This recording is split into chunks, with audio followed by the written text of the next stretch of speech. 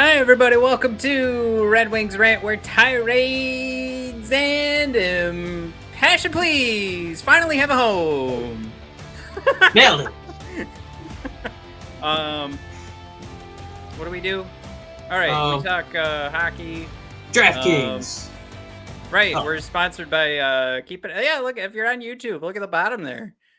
Presented by DraftKings, presented by Raycon. Of course, go to DraftKings.com/THPN to get started and buy Raycon.com/THPN. Ketzel, what's going on? He was early. A+, Ketzel. Love it. Everybody that comes in late is getting a tardy slip. Chewy, right on time. Somebody else that's watching, they haven't revealed themselves yet. Fellers, I am in my new abode. It looks exactly the same. Nothing in the background.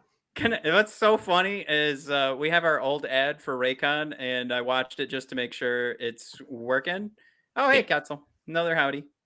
And it does look exactly the same. So for YouTube viewers, you'll get to see that. I'm sure you're all eager to see our our advertisements. Our 3 minutes of I usually fast forward through the content and try to get to the ads. Yeah, so no, that's the best so part. I know what to do with my disposable income. Yeah. Chewy pointing out darker paint. I do think it's somewhat, so it's like a PP yellow, in my opinion. Like you've had enough water to stay hydrated. This isn't just like straight up coffee pee.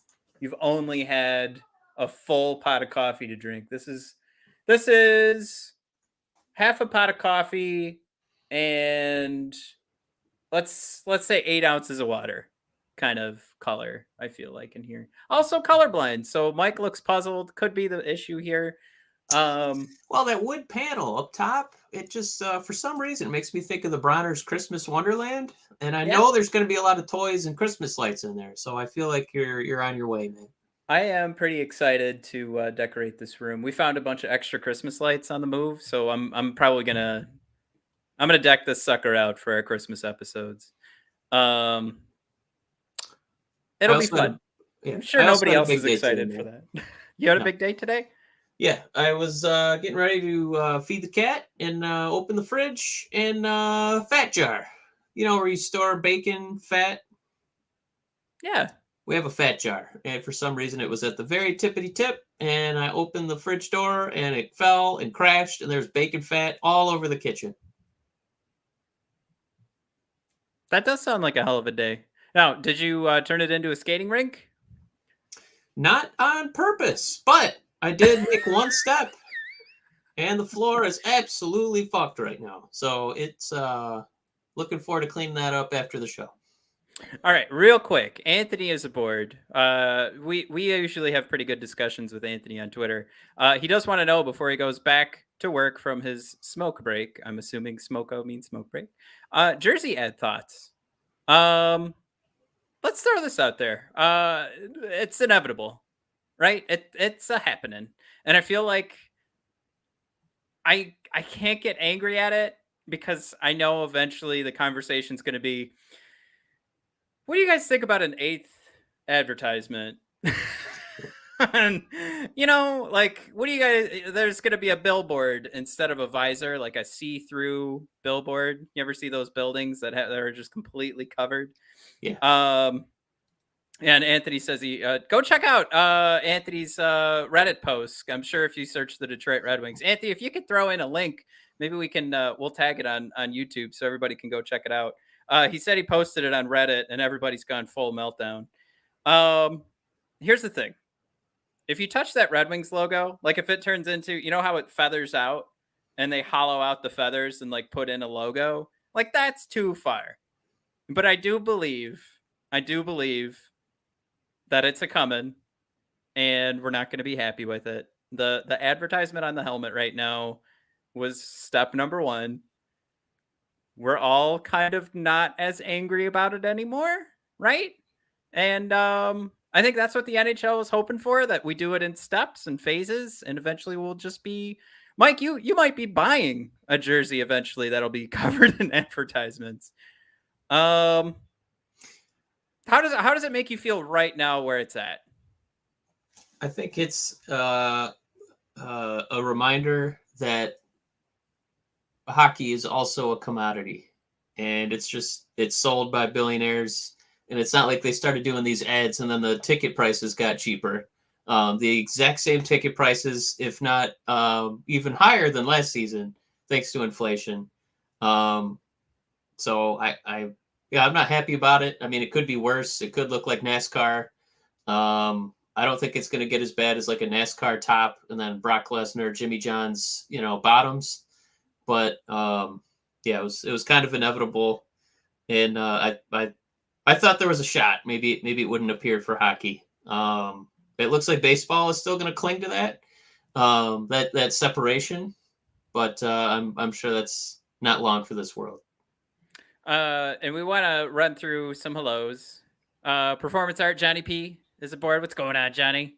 Eric is aboard. Hi, guys. And we've got some opinions. Chewy, okay with the Meyer on the brain bucket. Ketzel thrown out there. I really don't like jersey ads. Pants, socks, helmets are fine. Fine enough.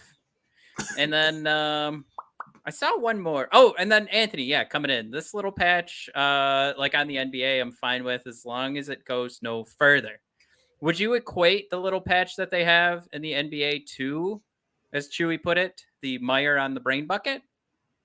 Mike, I want your opinion on that. Of course, everybody answer us in the comments there. And we have a wonderful comment from Performance Art. And Johnny P will go over in a second here.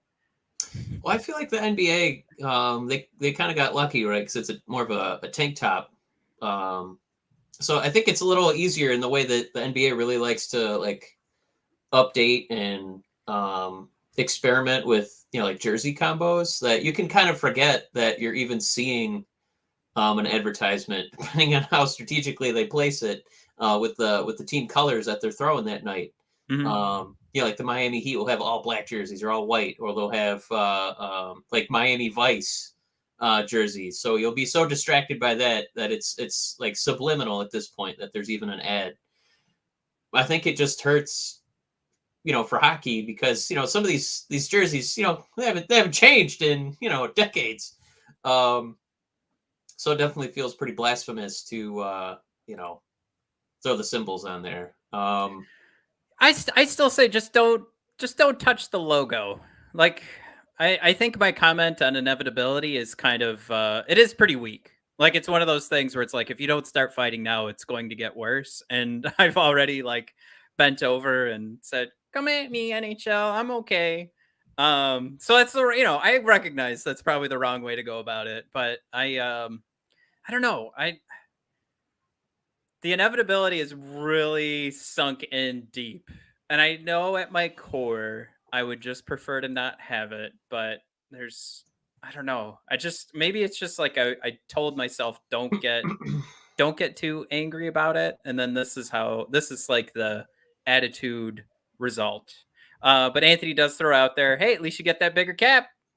Now, well, I think that's Johnny more to do with like the TV rather than Meyer or UWM putting their logo on. And one other thing too, because I actually work for a certain mortgage lender in Pontiac. The colors are kind of like blue and orange.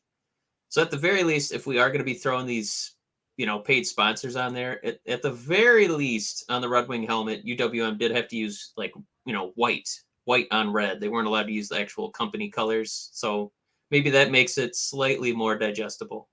That's gotta be one of those things too, where there's different companies that are fighting to get that helmet space. So I think the Red Wings are just like, all right, yeah, you guys are all gonna duke it out, but also you have to stick with our colors. Does Meyer doesn't put any blue, right? When we have white helmets. You look at that. I'll go through the comments. What else do we have here? Ketzel throwing out there. Have you seen those ECHL jerseys? Johnny P logo? No, the Wing logo will never get touched. And then Eric Johnson kind of coming at it the way I am. It's going the way of Europe. Corporations love money. The owners of these franchises, they would be more than happy. So when the NHL starts having that conversation, I feel like it's going to be one of those things, and the inevitability of it is so sure because the owners are going to be crazy about it, and the Players Association is going to be like, "Hey, we can solve all these escrow issues if we give these teams more money." And maybe the percentages don't get fixed, but the total number will go up, which I know it's a constant battle to try and increase the percentages that the players are obtaining from these teams. Yeah, I'm sure that was the first thought by the owners. Maybe if we just, God, how are we going to get our players this money? Oh, we'll call Meyer. Oh, Meyer. Hey, got a great idea. I know you don't want to be on the helmet. It's sacrilegious, blasphemous, right? But we're going to try and get our players some more money. Oh boy, you're on board. Let me get our guys in marketing. We'll get a helmet designed right away. Click. Mike, let me ask you this real quick. Do you watch Hard Knocks?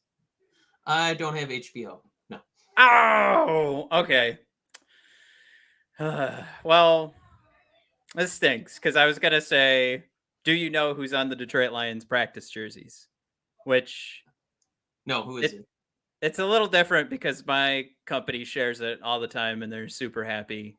But other people have mentioned it to me and they're like, "Hey, your company's all over HBO constantly." And it's Rocket is on the jerseys. They're behind for the press conference banner thing. It says Detroit Lions and then it says Rocket Mortgage. But yeah, it's just I was going to ask if you've noticed that. Because that one is, how do I want to say this? Like, they've gone so hard into putting their logo on everything for Hard Knocks and the jerseys. Do they put the logo on the practice jersey? It's not. Do they put the logo on all the buyout contracts for people that they're laying off? Is that? Oh, I'm not touching that with a 10-foot pole. Oh! Where's Hexo Jim Duggan when I need him? Oh! Yeah, so I think we're kind of in agreement. As long as the advertisement's kind of subtle. And no, I'm not like pumped to see these names on the helmets and the jerseys, but as long as it's kind of red and white and I can kind of, squint and not really notice it, I can't. We can't really stop it. Johnny P's, he's right there with me. It's all relative. I'm sure the same conversation happened when they started advertising on the boards. We won't even notice the jersey in time, just like the boards. All right. But Tristan came aboard, Mike, and he's going to help us transition into our first topic after the Stutzle signing. Tim Stutzle. Yeah. I think Larkin gets $8.5 million. Now, Mike, we took that conversation and we said, well, what's going to happen with the other guys that were drafted on the wing that are, I don't know. We'll take a look. Let's take a look. So Ottawa signs $8.35 million for 8 years for Tim Stutzle, as we've been corrected multiple times, Mike. I think we got it right this time. Just to lay out a couple of stats here: 29 points, 53 games. Gets a little more action. 2021-2022 for Stutzle. I should correct myself. That was his rookie season. He played 53 games in 2020-2021. Again, the more action, 21-22, 79 games, and 58 points. And you can see, Mike, on for anybody watching on YouTube, you can see I pulled up the Evolving Hockey Rap'em chart where he's actually grading out the bottom half of the league in these two combined seasons. Oh, I'm sorry. No, I took just 21-22. Sorry about that. I pulled the wrong chart. But in 21-22, he is ranking out in the bottom half of the league for your goals for per 60, expected goals for per 60, Corsi for per 60, but just barely a smidgen into expected goals per 60. I'm sorry, expected goals against per 60 and Corsi against per 60. According to Evolving Hockey, you've got yourself a pretty good two-way player shaping himself out. And then the power play statistics are nearly, I shouldn't say off the charts. That is not only is that wrong for all the podcast listeners who can't see the chart, it's just really good. It looks really good. He's easily in the top half of the league And let me pull this up. I got to blow it up so I can actually see my own chart. Expected goals for per 60, nearly like the top 5% of the league, just barely missing out. So he's grading out really well for generating offense. And of course, we know this is an Ottawa Senators team that has struggled for quite a bit here, right along with the Wingdings.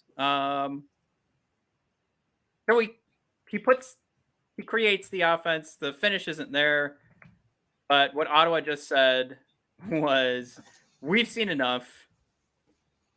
Let's give this guy, and honestly, we see much bigger contracts, but let's give this guy around $8.5 million for 8 years. We're good to go. This guy's a part of our core. And I don't know. What else is there to say? I would say this is a good signing for Stutzle, who hasn't had to do too much for the Senators, and is I don't know, he's taking a hefty bag of cash home. I think the timing's very interesting, right? Because we know that he's a young guy. I think he still had one more year before he's going to be. Was it a restricted free agent? Yeah, next year if this didn't happen. But I think what's the interesting part for me is that we know that like the cap space is coming. You kind of alluded to the escrow situation to pay out NHL players after the whole fiasco with the pandemic. And with the NHL's new TV deal, I think they're supposed to get like $600 million annually from the national TV deal that they signed. So they're going to be able to clean that up, and then eventually have a lot more money to throw around. So I think for me, being Stutzle, I think it's a good idea for him to be making that big money when he's, still in his he's just turned 20 years old. He's going to be making really good money for the next couple of years. But I understand the security, but man, our boy Tristan coming in saying, this guarantees that Larkin's going to get 8.5. Like, yeah, this might mean he's getting like 10 million. Knowing that probably this, we know this year, the year after, and maybe the year after that, the cap's going to be right around the same number. But after that, I don't think it's going to get, Kevin Durant NBA crazy, but it should open up a little bit. So I could see a scenario where Stutzle is like definitely a bargain, at 8.3 going into his prime years. And you got him there for, almost a decade. So you got almost a decade's worth of bargain. So, I mean, the cap space, if that goes up, maybe it's at like what, 82, 83 right now. If that starts to get up to like the 90s, up over 90, I mean, that's not even a tenth of your cap space dedicated to, a guy with, a really high ceiling. And likewise for Larkin, that's a guy who's, the leader of your team. And even if you're signing him at 10 million, that's, still going to be almost like only a ninth of your cap space. So you're still going to have a lot of room to make moves. So I feel like right now for teams, if they can sign guys to longer term deals like that, they're going to be at an advantage. So I gave away what Oh, go ahead. I gave away what I was going to pull up next, which is Dylan Larkin's J Fresh player card. But that's because I want to answer Tristan's question, or at least, let's get into it. But what I did at first was I pulled up the number 4 pick in the 2020 draft and wanted to start that conversation. And look at J Fresh's model here. Already updated, 8.4. Well, it does say for the next 9 years, but I guess that includes the 1 year he's not getting paid that amount of money. But anyway, the reason I wanted to bring this up, and we talked about a guy who's, according to Evolving Hockey, shaping out to be on a 5-on-5 perspective, middling at best, but scoring out 2-way. But then here, J Fresh has Stutzle scoring out really well. In regards, I was going to say penalty kill, but this is just him taking penalties. Of course, him and Lucas, very comparable. Right around the same side for power play percentages, but clearly a 5-on-5 forward, the better forward so far has been Lucas Raymond. But the difference here in paying these guys is that even though they were both drafted to be wingers, Stutzle playing a lot of center for Ottawa, and you see he's got some okay face-off numbers coming at you too. Finishing wise, Lucas doing better. I mean, you look at the teammates he's playing with. I don't even really want to comment on this because it looks like Lucas is doing better. So I want to say that means that he has worse teammates to play. What does that mean? Let's talk about that. Let's hit pause on this conversation. What the fuck is 92% teammates? Oh, my kids are right here. I shouldn't have. You know what I mean? What does that mean? Let's ignore that because I have no idea what the hell that means. But and I do have the comments blocked right now, so somebody's probably answering that question. But so, I know you kind of brushed right by my point about Larkin and what this means for Stutzle's financial career going forward. But you brought up Lucas. There you go. There's Larkin, man. Well, I had my slides that were prepared, and then I just quickly brought up Larkin. Yeah, I don't think it's that crazy to see him get like 10 million right now. And I think it would look good like, whoa, what are you paying Larkin that kind of money for? But if the cap goes up like we expect it to, it kind of feels like, I brought up Durant, or it kind of feels like when the Lions would sign, Matthew Stafford, and it was the hugest, contract in NFL history, but it was only the largest contract in NFL history for about a year. And then the next year it was like the third, fourth, fifth, sixth, seventh as it kept dropping. So I mean, like a Larkin being 10 was going to be a huge deal when he signs it. But after that, if we're expecting the cap to go up, it's kind of just getting market value. Two things real quick. This is adorable. Tristan threw out that comment. Chewy says, "Hey, Tristan." Eric says, "Hey, Tristan." And then Tristan goes, "Hey, Chewy and Eric." I love you guys so much. I'm so glad that we're creating this. Yeah, this little group of Red Wings fans is so much fun. And of course, then Jared comes aboard. What's going on, Jared? Good Lord, would you guys pick a time slot? Constantly changing start times is how Firefly got canceled, which made me laugh really hard. But then I just thought it would fit good with this cute little... We're also in the same breath as Firefly, so I like that. Hey, all right. Thanks, Jared. What are the all-time best? Yeah, quite a compliment. Yeah. Anyway, the Firefly of Hockey Podcast. Now, Eric Johnson throws out there to Tristan's question. I think Larkin gets 8.5 mil plus because of the Stutzle signing. Eric goes with 9. And should I say we, or should I just say me? Speak for yourself over there. After I'm done making this comment. Yeah. I love prefacing what I'm about to say for anything. I've been saying 9 for a while. Or I've been kind of saying like 9 plus is what I thought Larkin was going to get. And it's because right now we're looking at this JFresh player card. You've only got 14% of the league right now with kind of a, you can see on this WAR percentile rank, quite the dip in 2021 with some injuries plaguing Larkin's season. And of course, skyrocketing up to almost, definitely in the top 90%. So only like probably 10% or less having a better season than Dylan Larkin last year. You got one more season like that, or you just tell yourself that's what you got last year? Do you see maybe the first couple of months of this year rolling out the same way? How could it go any other way? Especially, again, coming back to the Stutzle signing. I don't know why I slurred out of my tongue. I would say let's try to take injury out of it, right? This is our leader, our top point man. He's still got, at age 26, he's going to have arguably 5 or 6 like peak performance years that you'd be paying for. Like, it's not one of those contracts where like this past off season there were some opportunities to sign some guys who are like 31. You'd be signing Larkin at 27 and getting him at 27, 28, 29, 30, and 31.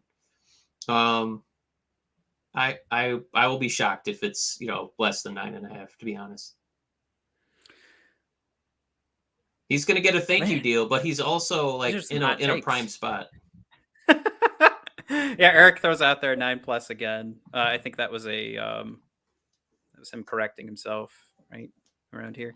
But yeah, Tristan, you're right on. I mean, the conversation I wanted to have was going to be, did we set the market for Lucas Raymond? But clearly, I mean, the Dylan Larkin contract is ready to go. We need that sucker signed. So whichever direction you want to take this, you could look at a couple different players that arguably are outperforming Mr. Stutzle and could be looking for a pay raise pretty soon. Now, we are looking at second season. Oh, and actually, here's our evolving hockey. So you can see the difference here for YouTube viewers in what Lucas Raymond is bringing to the table and what Tim Stutzle brings to the table. And this is a great, what do I want to say? Opportunity for everyone to see the difference in like getting reports from different data collections. So Evolving Hockey showing Tim Stutzle struggling a little bit more on 5-on-5, absolutely blowing everybody out of the water on the power play. Lucas doing better 5-on-5, but the expected goals against per 60, which again is going to revolve around some team aspects here.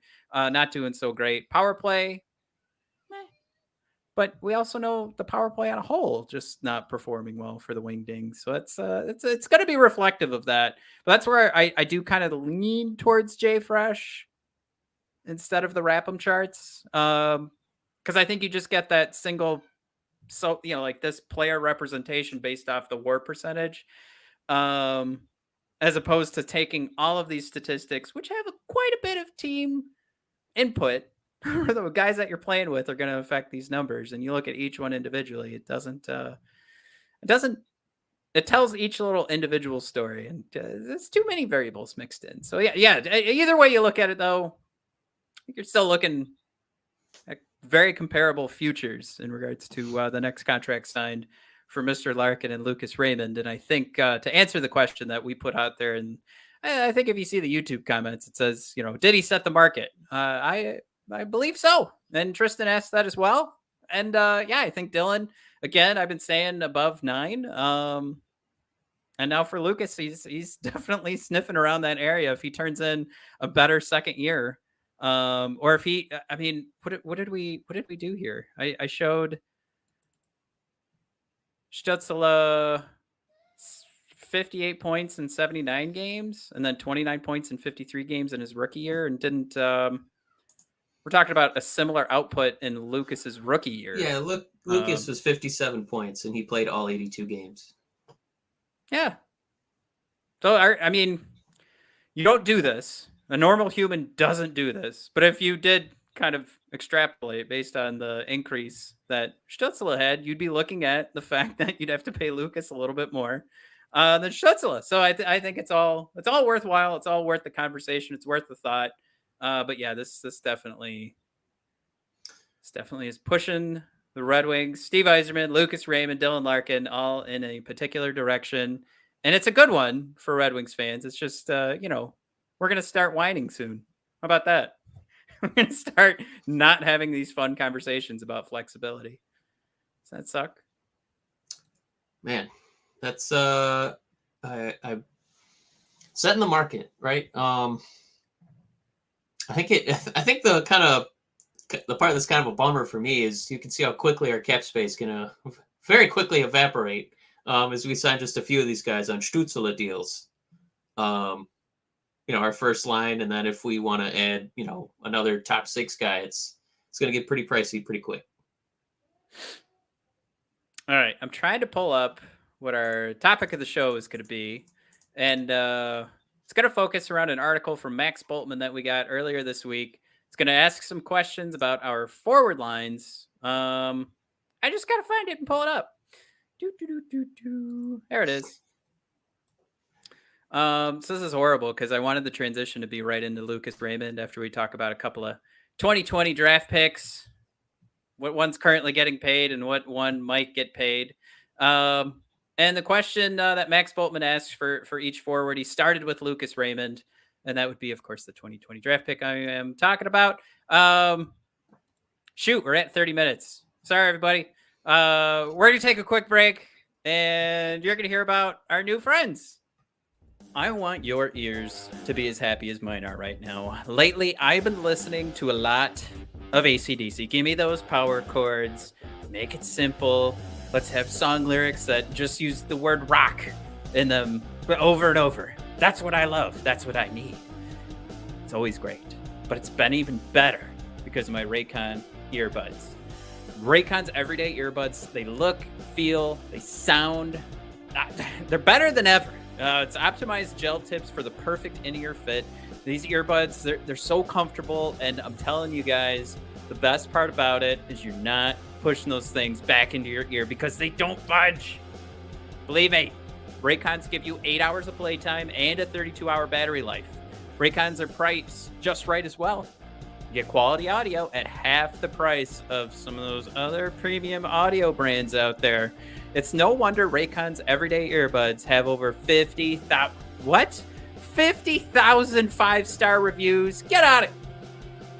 Man, 50,000 5-star reviews. Look, guys, if I'm going for a jog, these things are fantastic. Earbud tap functions, right? Jogging around, you don't want to keep pulling out your phone.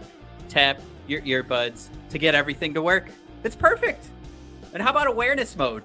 Awareness mode makes sure that you're not completely shut out from the world around you. So if you want to make sure you're still staying in tune, we'll keep you covered. If you want those features and so many more, go to buyraycon.com/THPN today. That's in reference to the Hockey Podcast Network. It's buyraycon.com/THPN today to get 15% off your Raycon order. Again, buyraycon.com/THPN to score 15% off. buyraycon.com/THPN. Hey, football fades, the first Sunday of the NFL is here. And DraftKings Sportsbook, an official sports betting partner of the NFL, is giving new customers a can't-miss offer to celebrate the return of the NFL season. Right now, new customers can bet just $5 and get $200 in free bets instantly. And as an added bonus, for week 1, everyone can experience the thrill of DraftKings early win promotion. It's simple. Bet on an NFL team to win. If your team leads by 10 at any point during the game, you get paid instantly, even if your team loses. Download the DraftKings Sportsbook app now and use promo code THPN to get $200 in free bets instantly when you place a $5 bet this Sunday. That's code THPN only at DraftKings Sportsbook, an official sports betting partner of the NFL. Minimum age and eligibility restrictions apply. See show notes for details. Matt, I don't know what happened in the negotiating room, but was there any way we could just get a jersey that has Raycon and DraftKings on it? God, I hope so. It's a coming. I mean, if they pay us enough, I'll buy. I mean, I'll make that the first paycheck they send us. All right. We did have some questions that we wanted to try to tackle here in our last 20-ish minutes here.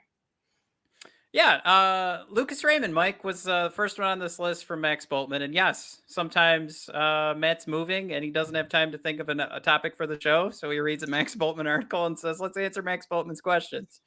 But for Lucas, he said, what kind of second-year leap is in store for Mr. Raymond?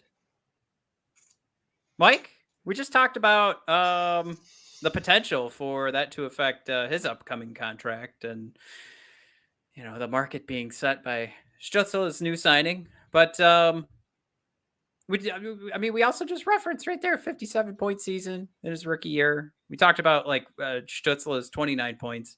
And was there potential for Raymond to take another huge step? And I think part of that you'd have to look at the amount of time that Stutzle was playing in that first year and also take a look at the amount of time that they let him be Stutzle and shoot the puck when he wanted to, when he could, and control the power play. So is Lucas Raymond maybe going to get more opportunities?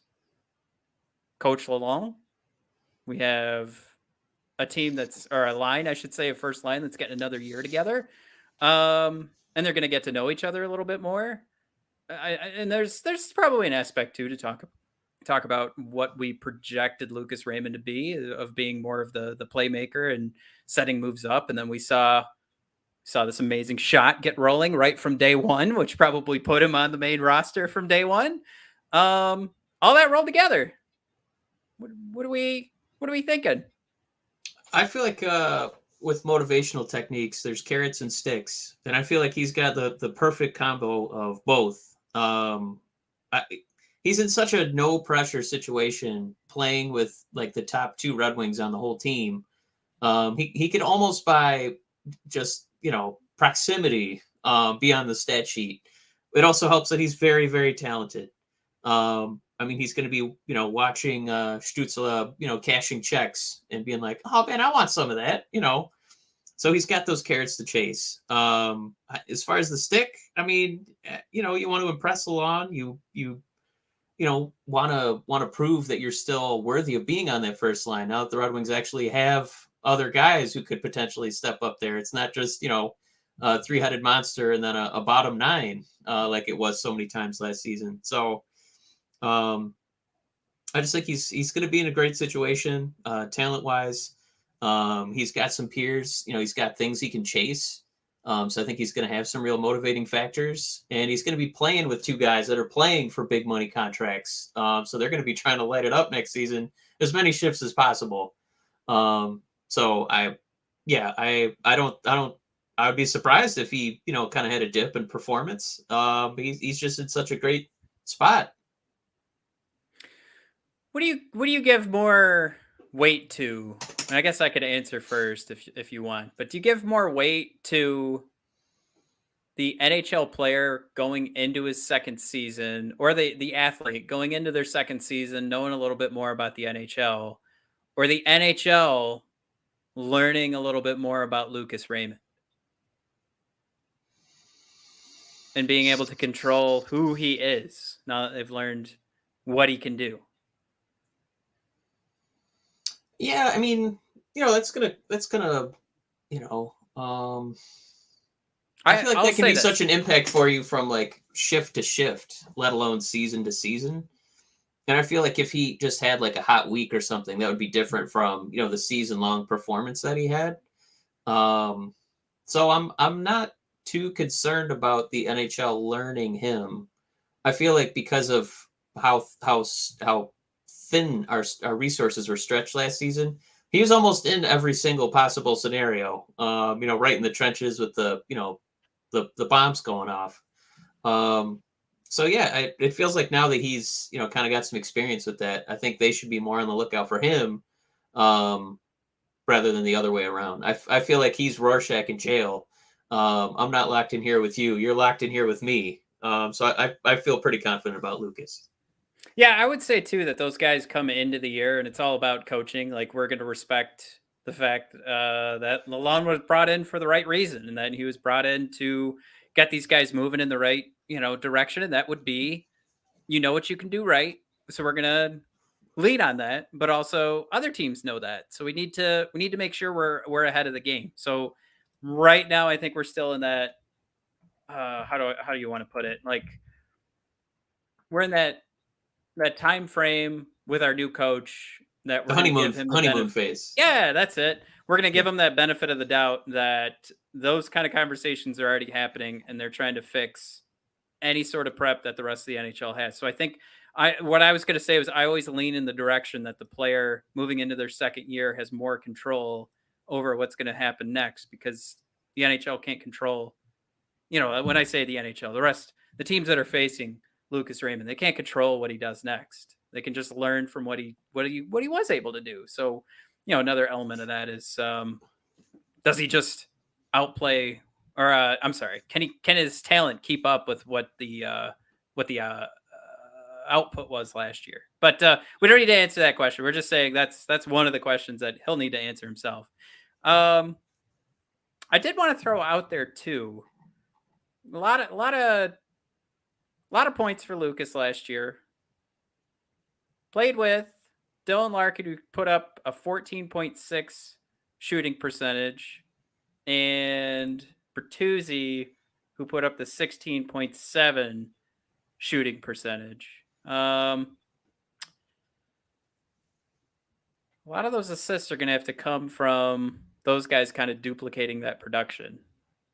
I will say Bertuzzi here's Bertuzzi's shooting percentage. going back to 18-19. 16%, 16.3%, 25%, and then 16.7%. So I'm going to feel okay about Bert continuing that. For Larkin, shooting percentage, same time frame, 11%, 8.5%, 6.7%, and then 14.6%. How much of that is influenced by the fact that Bertuzzi's playing with him? That Lucas Raymond is now on his wing, throwing him the passes, and we've seen quite a few passes that are highlights already for Lucas Raymond's career of passing backwards to Dylan Larkin while he takes it down on a breakaway and scores. Does that play happen with another winger? Can't say for sure, but it does kind of look like that's on Lucas Raymond being Lucas Raymond. So there's so many variables to toss in, but I'm going to finish off Lucas Raymond conversation saying I think he has a better season than last year, but it's okay to be, to kind of put up the right. You want to put up that pole and keep Lucas farther than arm's length because you're not ready to embrace. I think that's okay, but I'm just going to say I'm ready to embrace. I think he's got a huge contract coming his way. It's also a funny conversation, but Ketzel threw out there, Raymond will get close to 40 goals. Blake says how? And then Jared says puck goes in net. Oh, but Blake, why'd you say he's going to be traded to Edmonton? No. Blake, what are you doing? Come on. All right. Dylan Larkin. Max says, can he regain his defensive form while keeping up the scoring? No. But I think we're doing a trade-off. Is it possible? Absolutely. Let's ask this question. Mike, would you rather see the Dylan Larkin we saw last year or see one that's a little bit more responsible at home and loses some of the production? This is one of my favorite arguments, man. We had it for a couple seasons in a row. Does Blashill know what he's doing? Does he know what he's doing? And at times we said absolutely he does, because when this was a talentless void with scoring almost like 1.999 goals a game, it was really bad. So Blashill said, all right, nobody knows how to score, so we're just going to limit chances for everybody, including you, Larkin. You're going to focus on defense where, maybe we'll win 2-1 or, 3-2. And I think that the statistics of the team reflected that strategy. Last year, these guys started to, we get some talent called up. We're like, my God, we can actually try to score up and down the ice. But our defense was terrible and our goaltending was not, otherworldly to help out with that terrible defense. So we opened up the offensive play a bit. So I think the numbers went up there and the defense suffered. So I don't think it's necessarily, is Larkin going to be able to, get that, defensive stance again that he had a couple seasons ago. I agree that it kind of feels like they're telling him, hey, you have the skill. We know you're one of the fastest skaters in the league. Go get some points, bro. We'll figure out defense. And now we have 2 goalies instead of just one or even just half a goalie as we had, a couple seasons ago. So I don't think it's necessarily that he's giving up on defense. It's just kind of what they're asking him to do. So could he be, a better all-around player? Yeah, he, could be a top 5 player in the NHL, which is an incredibly difficult thing to do. Or can he lead a top scoring line with 2 very talented wingers, which is what they're going to ask him to do. Yeah, I think he can. And I don't think we've seen his ceiling for point production yet. So I'm still encouraged. I'm not bothered by his defensive numbers going down, his defensive performance going down. I think he's doing exactly what they're asking of him. And what they ask of him this season is going to be a lot easier to attain because of the talent around him. Well, I got to throw out there, Antonio's aboard. What's going on, my man? Just wanted to say hello. Hi, I have missed. I'm confusing some of the conversations here. But so there's conversations happening in the Raymond world. Going back to that, Blake saying he sees Raymond getting 50 plus. Eric Johnson assists. Should say that. Eric thrown out there. Lucas is more like Marner, more assists than goals. And Blake throwing out there, we need Raymond setting up Vrana, which could very well be the case for our power play. So Vrana, Mike, can he score 40? We've already had that question answered in the comments. But now Max Boltman throwing that out there. If we want to tackle that one, you can go first. No, I based on his goal production in the few games we've seen him in, yeah, he can average 40 goals in an 82 game season. Hopefully, knock on wood, this is the year he stays healthy. Can I say too, Max, a little irresponsible here? Can he score 40? Yeah. Adam Erdy can score 40. Yes. They can all score 40. Will he? Here's the thing. We're all projecting him to be on the second line, so it's going to depend on those power play minutes and him getting that kick up there. So if that first line and second line is doing so well that they're getting like comparable minutes, the only thing we have to remember too is Vrana. Man, if we're up, he's going to be off the ice while we're playing a more defensive game. So you're going to see more goals for Vrana if we're down, if we're getting a lot of power plays. So can he score 40? Yeah, again, absolutely he can. Will he? I don't know if we're guessing this team's going to be up more often than last year, more often than 2 years ago. Do we see less Vrana on the ice because we know he's been a defensive liability in the past? I think that if Lalonde knows what he's doing coaching wise and Vrana hasn't completely changed into a different player, could see even less ice time in that third period if we're winning. So keep an eye on that. Got to hope for a lot of first and second period goals. I'm probably overthinking it right now, but I think that's a healthy thing to remember as we're trying to figure out if Vrana's going to score 40. I say close. No cigar. He definitely would have to be on that first line for me to say 40 because 40 is a lot. It's a goal every other game. And I know he'll put up 4, but 40 in a season is a lot. I'm just going to say definitely it's possible. I think that in the positive, there's definitely going to be some spots you're going to be pretty surprised because teams look a lot different when there's depth and it's not just one line. Because, if you shut down Larkin's line last season, we just lost. That's a loss. It's over. But now we actually almost have 2.5 lines worth of scoring depth. I know we still got some people who are drinking the Zadina Kool-Aid. I want to try some, but I haven't seen any happy results yet. So maybe. And Eric thrown out there, Ernie getting 40. What are you smoking? I'm teasing the writer for his grammatical error. That's all. I'm being a dick. That's What's the next question, man? Being a dick. Mike, Andrew Copp, will he continue his offensive breakout? 53-point performance last year for Mr. Copp. Of course, I included him in his Michigan jersey here. What's so funny, I don't really know for sure that that's Andrew Copp, but that's what came up on the Google image search. Someone could very well be watching this right now and just go, that's not Copp, you moron.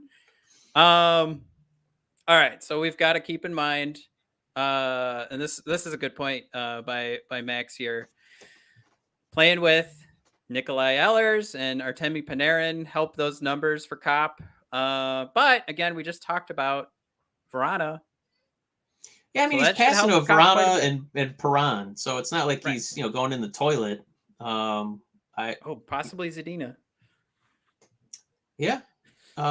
This is another guy. I mean, right now it's all rainbows and lollipops because it feels like, my God, we have depth. I can't wait to see it. On paper, that it should be a pretty good line. So I don't think Copp is necessarily taking that big of a step down from the talent's going to be on his left and right side. Yeah, I think there's going back to your conversation about Vrana in the minutes and the potential there. If it moves in that direction, Copp be on the ice a little bit more. And again, this would be interesting too. If we're projecting Copp with Vrana, how much does that second line get juggled, Mike, late in the third period? Because Copp is our two-way center. Do you put Vrana out there, or are we breaking up these lines completely and putting out your best wingers? And Mike, what are you doing? You're coaching. I don't know if I'm already breaking up Verana's opportunities to play any kind of defense. I would like to see a little bit of what the team looks like before I reboggle everybody in the third period. Mike, the opponent has an empty net. All right, let's go Verana. Fabbri's Perron. healthy. Let's get him out there. Perroni. You said empty net. I want the king of the empty net out there. How was that not the first name you said? Yeah, I was building our empty net lineup. So Okay. It's me 6-on-5. Put all our worst defensive options. I don't know. Who cares? All right, keep on rolling. Right. Here's the fun one. Bert, this has been a question I feel like we've been asking, and we're not allowed to ask anymore. But we get to ask it because Max asked it in his Athletic article. Does he finish the season as a Red Wing? And Max pretty much took the same outlook we've had. If things are rolling in the right direction halfway through the season, probably he stays a Red Wing. If they're rolling in the wrong direction, Bert doesn't have a contract yet, of course you're exploring those options, right? I feel like this is a fun conversation. We've had it a million times. But yeah, if we're struggling, if there's a market out there for Tyler and we want to make, get another young option coming in here. Yeah. You say goodbye to Tyler Bertuzzi and you don't give him a long-term contract. Right? You're trying him out in the prime of his career and the team still struggles. And there's a market for Tyler Bertuzzi. Yes. Here's your bags. Here's a watch and some peanuts. Have a nice day. Enjoy. The one spot I'll push back New is York. I'm pretty confident that he's going to be putting in points. I don't think that his staying with the team has as much to do with his production as the team production. If the team's in the toilet, there isn't really a reason to re-sign him. Then you try to see what you can get, for this coming draft. So I would tie it more to, if this experiment with these couple free agents and maybe some of our young guys kind of, take a step back or two. I don't know. I don't know if you want to make this another one of your, 8-year, $8 million a year guys. I would see what you could get for him. And I think we could start rolling through these questions a little bit faster now. David Perron was next on the list. Mike, can he help establish a new culture? As much as a second line player can, this team is all about what Larkin does and what Suter does and what Lucas Raymond does. So it's always cute when they say, well, look at this guy. He was on a cup winner. Yeah, but I think it was Jim Leland, and he was saying, I don't know about all that rah-rah stuff. It's about whether or not your good players perform. And he's talking about guys like Cabrera and Verlander at the time. So if Larkin and Suter and Raymond play like poop, then it doesn't really matter how much rah-rah Perron brings. I guess that's right. I was going to say yes, no problem. And I'll take out the giving Max a hard time for using can he establish a new culture? Yeah, of course, anybody can. But I think there's a lot of potential there. I think he's going to make a huge impact, or at least he has the potential to make a big impact offensively and on the power play. So I include him on that list that you just made, and I think he's going to turn into probably, I don't think he's going to stand up and raise his hand, but I think the media is going to turn him into a spokesperson for this team. And yeah, I think there's a lot of potential here to start moving this into a winning culture with his sort of attitude coming aboard. St. Louis, Vegas. It's not saying that he started those cultures over there, but he gets to bring that vibe into the locker room. So I'm all about it. Yeah, and it's not to say I'm not excited about him. I just think it's going to be a much bigger deal what those other three core pieces do. Mike, does Michael Rasmussen help establish a new culture in the locker room? A taller culture to help usher in Elmer Soderblom. Was his April breakout? Start of something more. Incomplete. Most teams have a lot of guys who are boo-boos or like injured, and they have boo-boos, so they don't have like the full complement of players out there. So I can't put a lot into the last month of the season performance. No. Ugh. Well, I don't hate that as much because that goes through the entire season. I don't know. I mean, there's teams also trying to get into the playoffs that you play, and those goals still happen. So it's you could make that comment to me if you said all of his goals came against losers, but you and I both know neither one of us can make that claim. So to our knowledge, everything good that happened to Rasmussen could have happened to playoff contending teams. So I'm going to say, to answer the question, was the April breakout the start of something more? No, it wasn't. to even with that being said, Mike, what I just said to argue for Michael Rasmussen. I mean, we've been hurt before. We've seen a pretty good turnout for Adam Ernie, and it didn't go any.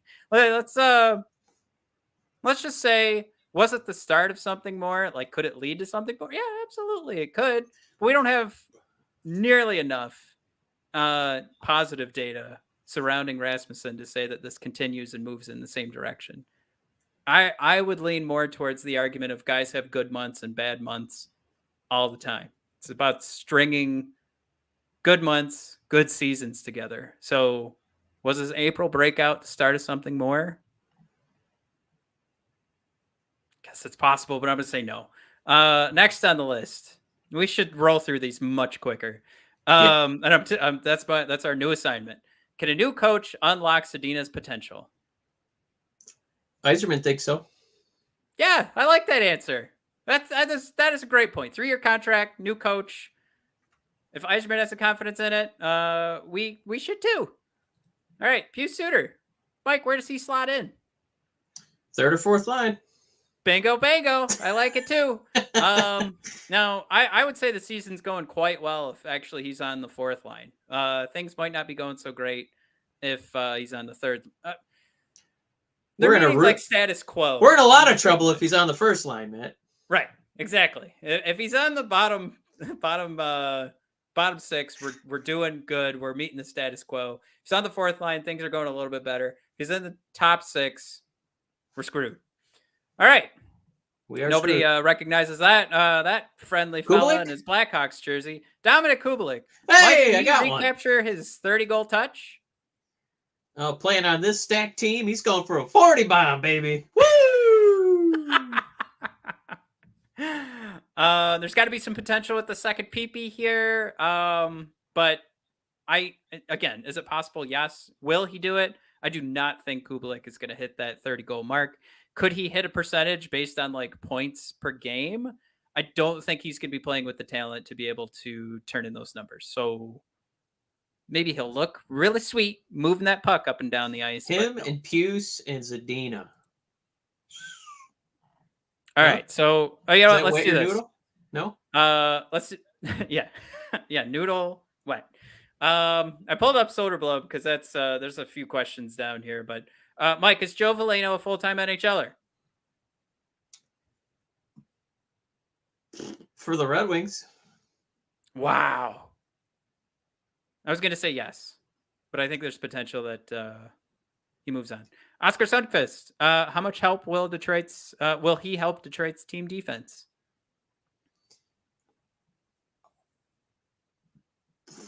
At least as much as Sherratt. All right, my answer, not that much. Adam Ernie and Giovanni Same Smith. answer. That was my answer. All right, well, go ahead. Where do they, Adam Ernie and Giovanni Smith, where do they fit? They can fit next to each other on 94 driving different Uber cars because I am Dunzo. Let's bring in the kids. Are they on their way to Grand Rapids? Don't you have to hit 96 or that's what I would take.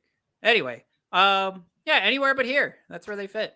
All right, so another question. Jonatan Berggren, Elmer Soderblom, Max combine them.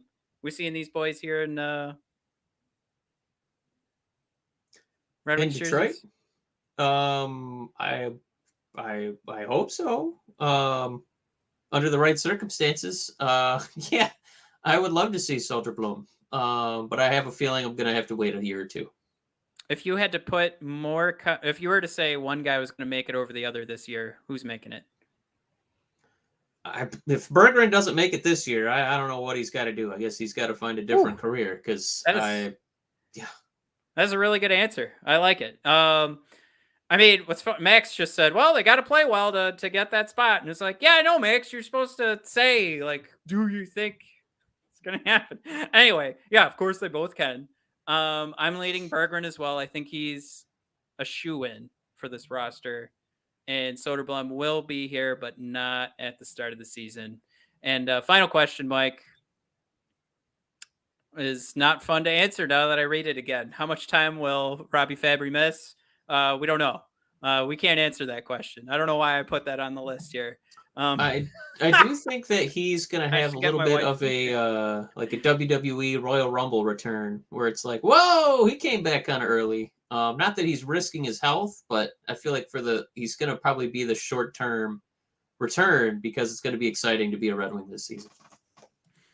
A couple of quick comments here before we sign off. Ketzel threw out there, he put Perron on his third line and got lit up on Twitter. Before we light up Ketzel, who did he have on the second line? Let's guess here. I'm going to say Zadina. Was it Zadina, Verana, and Copp? So he's got Berggren, Pius Suter, and Perron on line 3. Okay.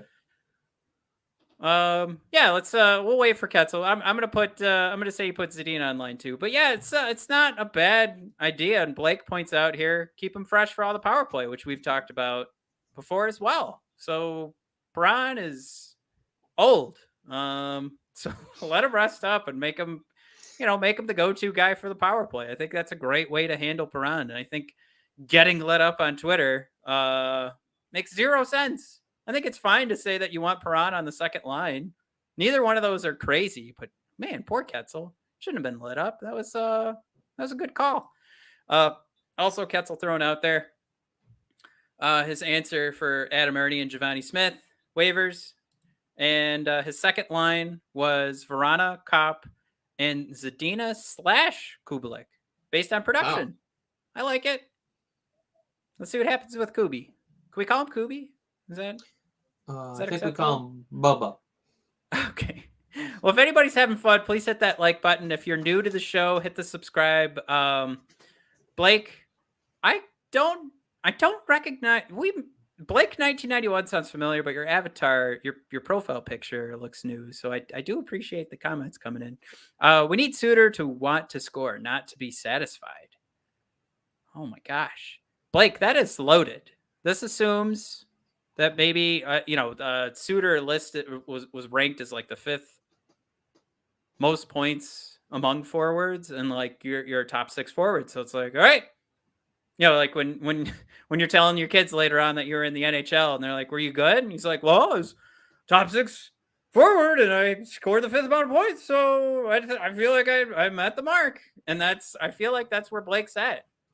Like, you're just satisfied at that point. Like, I did my job. I was in the top 5. I wasn't number 7 in scoring as a top 6 forward. I like that comment, Blake, quite a bit. Again, jumping out of the fact I want to make sure that you stick around for more comments in future shows. Eric headed out. Peace out, my brother. And I don't know. We got to sail off. The comments are running thin here, but thanks, guys, for checking us out tonight. Mike, any final thoughts before we sail off into the sunset? No, just excited for the countdown to the season, man. All right, thanks for tuning in, everybody. Again, presented by Raycon and DraftKings. We got to thank them so much. That's what's paid for my new house. No, I'm kidding. All right, thanks for tuning in, guys. We'll see you guys next week, and we will be that much closer to training camp. We'll be a day before the prospect tourney, I think. But yeah, super stoked. We get to preview that next week. Let's go. I was going to say the F word, but Teddy's room is right here. Eddie's is right there. So as little swearing as possible now. All right. See you guys.